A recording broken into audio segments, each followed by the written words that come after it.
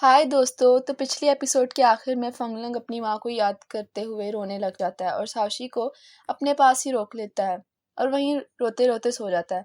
साशी फंगलंग की स्मेल से अट्रैक्ट हो रही होती है, लेकिन फिर खुद को समझाती है कि मैं फंगलंग का फायदा नहीं उठा सकती और ना ही खुद आउट ऑफ कंट्रोल हो सकती हूँ। साशी कहती है कि आज का दिन बहुत ही लंबा था, अब मैं भी थक चुकी हूँ। तो साशी भी वहीं पर सो जाती है।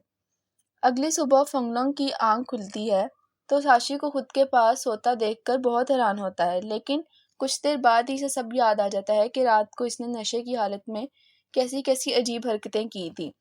लेकिन फिर साशी को बोलता है कि तुम मेरे साथ क्या कर रही हो। साशी कहती है कि मैं नहीं रुकना चाहती थी, तुमने ही जिद करके मुझे यहाँ पर रोका था। फंगलंग इससे पूछता है कि क्या तुम्हें भूख लगी है, मैं तुम्हारे लिए कुछ बना देता हूँ। साशी कहती है कि मुझे भूख नहीं लगी, लेकिन इसकी पेट से आवाजें आने लग जाती हैं। तो फिर फंगलंग इसके लिए थोड़ी देर बाद नाश्ता बनाने चला जाता है। नाश्ते पर ये दोनों बातें करने लग जाते हैं तो साशी इससे पूछती है कि क्या तुम रोजाना इतना ही खाना खाते हो।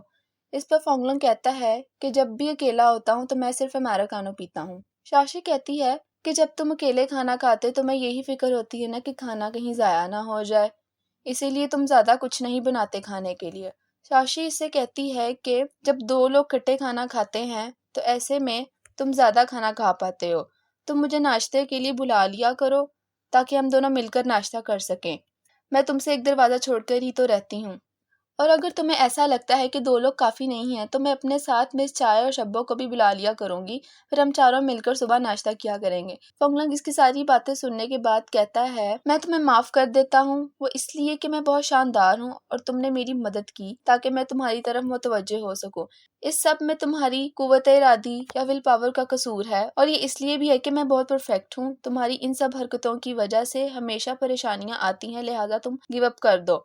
हम दोनों के दरमियान कुछ नहीं हो सकता। इस पर साशी कहती है कि जब इंसान एक हद तक नशे में चूर हो जाता है तो वो मुतकब्बर लगने लग जाता है।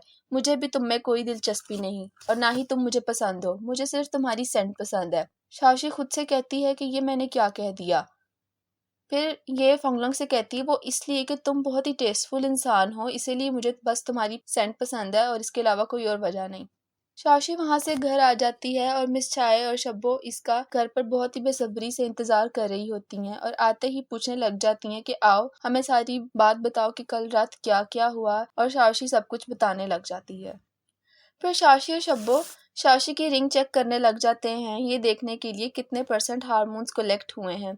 जब देखते हैं तो उस रिंग में सिर्फ 8% हार्मोन्स कलेक्ट हुए होते हैं। शाशी कहती है क्या ये टूट गई है, मैंने तो कल रात फंगलंग का बहुत ख्याल रखा था, फिर ऐसे कैसे हो सकता है कि हार्मोन्स कलेक्ट नहीं हुए।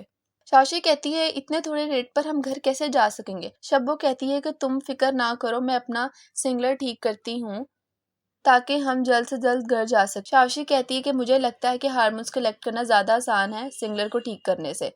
फिर इसके बाद शाशी शब्बो से कहती है कि मुझे लगता है कि मैं मुसीबत में पड़ने वाली हूँ क्योंकि गलती से मैंने फंगलंग को हार्मोन्स के बारे में बता दिया है।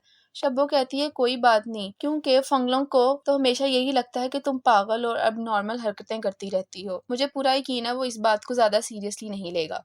यहाँ पे फंगलंग एक नए परफ्यूम ड्रीमी के लॉन्च के बारे में डिस्कशन कर रहा होता है अपने टीम मेंबर्स से। फंगलंग इस परफ्यूम को फिलहाल कॉन्फिडेंशियल रखना चाहता होता है। मीटिंग खत्म होने के बाद मिस्टर हान, जो कि मिस्टर फंगलंग का असिस्टेंट है, इसका सामना फंगले की माँ के भाई से होता है और गलती से इसके मुंह से नए परफ्यूम के बारे में इंफॉर्मेशन निकल जाती है और फंगले की माँ का भाई ये सारी इंफॉर्मेशन अपनी बहन को दे देता है। शाशी कैफे की डिलीवरीज कर रही होती है और आकर शब्बो से पूछती है कि क्या फ्यूचर ग्रुप से कोई डिलीवरी ऑर्डर आया है। शाशी कहती है अभी तक तो नहीं, जैसे ही आएगा मैं तुम्हें बता दूंगी। फिर शाशी पूछती है कि तुम्हारे फंगलंग से कोई बात हुई। शब्बो कहती है कि उसने मेरी चैट फोल्डर को सबसे ऊपर पिन किया हुआ वी चैट पे। शाशी कहती है कि क्या तुमने अभी तक उससे कोई बात नहीं की। शब्बो कहती है इसका क्या मतलब, क्या वो फिर अपने सौतेले भाई की तरफ माइल हो गया है। हम बस डेट ही तो कर रहे हैं, रोज रोज बात करने का क्या मतलब हुआ। शाशी कहती है मुझे मिस चाय ने बताया था कि डेटिंग एक क्लास की तरह होती है। तुम्हें लगता है कि वो बहुत तमीजदार है या वो डिस्ट्रैक्ट नहीं हो सकता तो तुम्हें उससे बात करनी चाहिए। उसके बाद शाशी को फंगलंग ग्रुप से ऑर्डर आता है और वो चली जाती है। फंगलंग ने अपने भाई फंगलर को एक गैलरी दी होती है जहां वो अपनी सारी पेंटिंग्स और आर्ट पीसेस अरेंज कर रहा होता है। शाशी ऑफिस में सारी चीजें डिलीवर कर रही होती है तो दो ऑफिस की लड़कियां उससे कहती हैं, तुम यहाँ रोज आती हो पर तुम्हारा शौहर तो अभी बहुत मसरूफ है, वो अभी मीटिंग में है, तुम्हें इंतजार करना पड़ेगा अगर तुम्हें उनसे बात करनी है। ये कहकर वो दोनों लड़कियां आपस में इसका फंगलंग के रिलेशन का मजाक उड़ाने लग जाती हैं। फंगलंग बाहर रोड पे खड़ा होता है तो इसकी माँ की कॉल आ जाती है। पर ड्यूरिंग कॉल इसकी माँ उसे अपनी कार से देख रही होती है और पूछती है कि तुम कहाँ हो। फंगनो कहता है कि मैं एम्पायर स्टेट बिल्डिंग के पास हूँ, लेकिन इसकी माँ कहती है मुझे लगता है कि मैं किसी को देखा है जो बिल्कुल तुम्हारी तरह लग रहा है और वो भी यूथ रोड पे। इस पर फंगनो कहता है कि ऐसा नहीं हो सकता माँ, यकीनन आपको गलती लगी है, ये आपको इसलिए लगा क्योंकि आजकल आप मुझे बहुत ज्यादा याद कर रही हैं।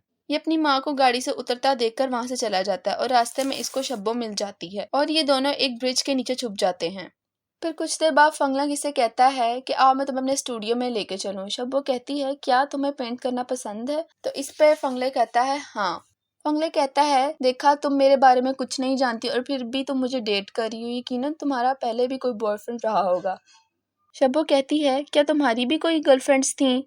फंगले कहता है नहीं, देखो मैं एक आर्टिस्टिक आदमी हूँ और बहुत टैलेंटेड भी हूँ, इन चीज़ों में हमारे जैसे कपल्स जो ना मैसेज टेक्स्ट करते हैं और ना ही एक दूसरे से मिलते हैं, इस तरह के कपल्स ब्रोकन कपल्स समझे जाते हैं।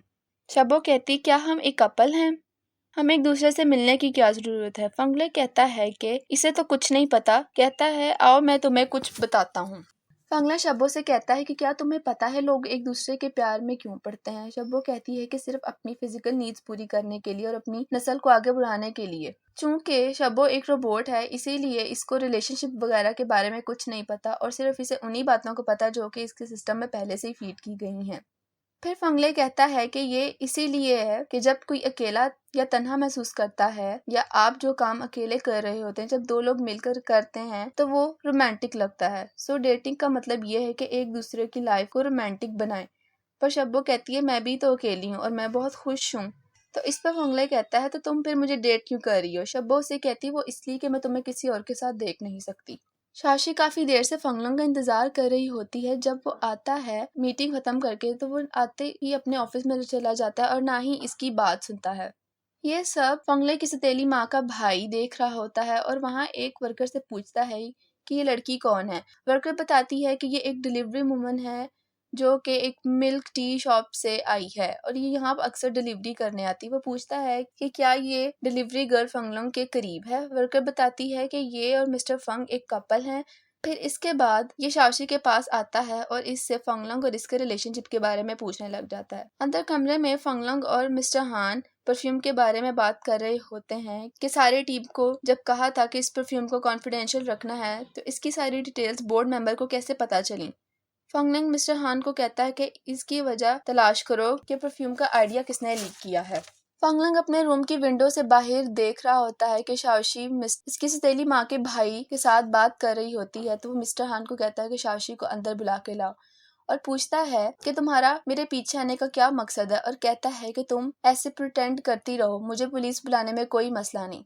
दरअसल यहाँ पे फंगलंग को लगता है कि शाओशी एक जासूस है और इसने परफ्यूम का आइडिया लीक किया है। शाओशी कहती है ऐसा ना करो, मैं तो बस अपना काम कर रही हूँ। ये कहता है कि तुम ही थी, उन्होंने तुम्हें भेजा है मुझे तबाह करने के लिए, अगर ऐसा है तो तुम अपने मकसद में कामयाब हो गई हो।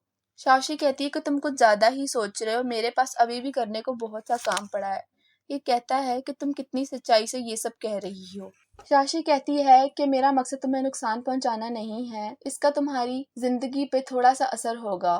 फंग कहता है कि तुम सिर्फ कंपनी के प्रेसिडेंट को रिप्लेस करना चाहती हो, अपने बॉस को जाके बता दो कि फंगलोंग तुम लोगों से डरने वाला नहीं है।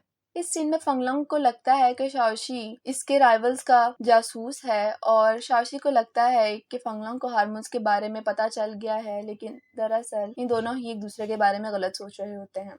फिर मिस्टर हान कमरे में आता है और फंगलोंग से आके कहते हैं देखा शाओशी ने प्लान लीक नहीं किया। इस पे फंगलोंग कहता है नहीं, शाओशी ही है, मैं तो बस उसे टेस्ट कर रहा था पर उसने तो खुद सब आके एतराफ कर दिया है। मिस्टर हान कहता है नामुमकिन, ऐसा नहीं हो सकता, क्या पता उसने सब कुछ आपके दबाव में आकर कहा हो। फंग कहता है फौरन शाओशी का नाम ब्लैक लिस्ट में डाल दो। फिर शाशी घर आकर एक नोटबुक पे फंगलंग के बारे में बुरा भला लिखने लग जाती है और जब वो आती है और इससे आके पूछती है कि तुम क्या कर रही हो, ये बताती है कि मुझ पे आज फंगलंग ने बहुत गुस्सा किया, इसीलिए मैं अपना गुस्सा ऐसे निकाल रही हूँ। और कहती है कि इन जमीन के लोगों को कोई हक नहीं कि हम केप टाउनर्स के बारे में बुरा भला कहें। शब्बो कहती है कि क्या फंगलंग तुम्हें इस तरह बुरे तरीके से इसीलिए तो ट्रीट नहीं कर रहा क्योंकि वो तुम्हारी एलियन आइडेंटिटी के बारे में जानने की कोशिश कर रहा है। शाशी कहती नहीं, केप टाउन के असूलों के मुताबिक हमें अपने प्लेनेट की हिफाजत करनी होगी। फंग घर आता है और थोड़ी देर बाद दरवाजे पर बेल होती है। ये दरवाजा थोड़ा सा खोलकर कहता है कि मैंने तुम्हारे बारे में गलत सोचा था। तुमने जो भी कुछ किया इसके बावजूद भी तुम एक अच्छी इंसान हो, लेकिन मैंने कभी भी नहीं सोचा था कि तुम ऐसा करोगी। फिर जब ये पूरा दरवाजा खोलता है तो सामने एक डिलीवरी बॉय खड़ा होता है और डिलीवरी बॉय कहता है कि आपका इन सब बातों से क्या मतलब है, मैं तो यहाँ पर बस एक पिज्जा डिलीवर करना है। शाशी अपने घर से निकलकर कहती है कि ये पिज्जा मैंने ऑर्डर किया था और फंगलंग को कहती है कि आओ मिलकर पिज्जा खाएं, लेकिन फंग दरवाजा बंद कर अपने घर वापस चला जाता है।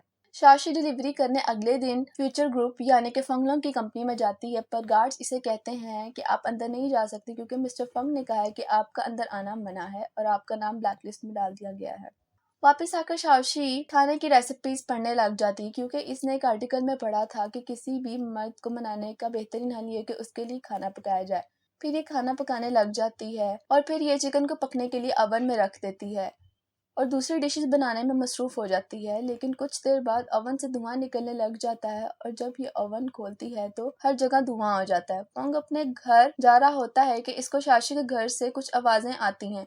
ये अंदर चला जाता है और वहां आग लगी होती है, पर फंग वहां जाकर आग बुझा देता है और फिर ये पूछता है कि तुम क्या कर रही हो। शाशी कहती कि मैं तुम्हारे लिए खाना बना रही थी पर सब जल गया है, पर रुको ये जूस रह गया, तुम ये पी लो।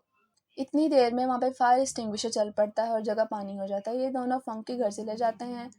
फंग अपने घर में जाके उससे पूछता है तुम्हें उन्होंने कितने पैसे दिए हैं ये सब करने के। शाशी कहती है कि तुम्हें कुछ चीजें याद नहीं पर मैं सब जानती हूँ।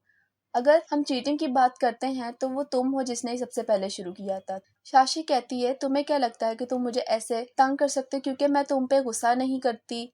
ये कहकर शाशी जा रही होती है कि फंग इसकी रिंग इसको वापस करने के लिए पकड़ता है, पर जैसा कि रिंग में शाशी ने सारी अपनी मेमोरी स्टोर की हुई होती है तो जैसे ही फंग उस रिंग को पकड़ता है तो इसको पुराना सब कुछ याद आने लग जाता है कि शाशी से कैसे मिला था और शाशी ने इसको कैसे बचाया था उस कार एक्सीडेंट में। शाशी मुड़कर देखती है तो फंग जमीन पर पड़ा होता है और आकर इसको ऊपर बिठाकर अपनी रिंग लेकर चली जाती है। कुछ ही देर बाद टीवी पर खबर आती है कि बारिश होने वाली है। ये देखकर फंग मिस्टर हान को फोन करता है और कहता है कि मुझे यहाँ से आकर ले जाओ, मैं डॉक्टर जांग के पास जाना चाहता हूँ। गाड़ी में बैठे हुए इसे सब याद आता है कि जो शाशी कह रही थी वो सच है कि शाशी इसकी गर्लफ्रेंड है। और यहीं पे ये किस खत्म हो जाती है।